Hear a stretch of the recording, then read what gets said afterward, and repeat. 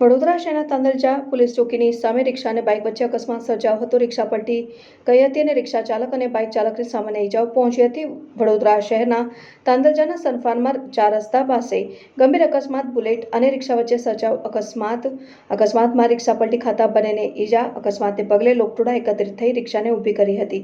અકસ્માતને પગલે રિક્ષા ચાલક અને બાઇક ચાલકે એકબીજા ઉપર આક્ષેપો કર્યા હતા। આ બાજુથી લઈને આવતો તો આ ભાઈ એટલા સ્પીડમાં આવ્યા હતા બુલેટ લઈને, એવી ટક્કર મારી કે મારા સીધો પલટી વાગીને મારા પગ પર જ રિક્ષા પડી છે અને મારો છોકરો પણ મારી સાથે જ છે। અને આજુબાજુવાળા બધાને પૂછી જુઓ કેટલી સ્પીડમાં બુલેટ હશે, 80 થી 90ની સ્પીડમાં બુલેટ હશે કમસે કમ। આગળથી ઠોકી છે, મારા રિક્ષાને બી નુકસાન થયું છે અને એ ભાઈ કશું નહીં ઊભા પણ મને એને કરવા નથી આવ્યા। આજુબાજુવાળાએ મને ઊભો કર્યો છે।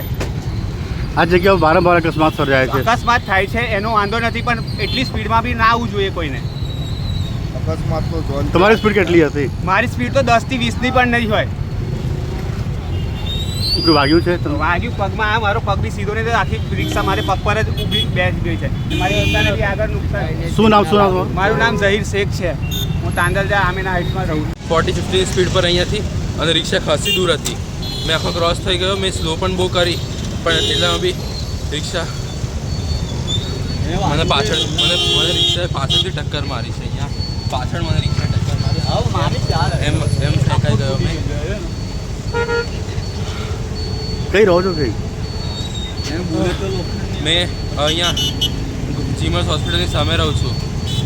શું નામ છે તમારું? હર્ષિત પીવડા।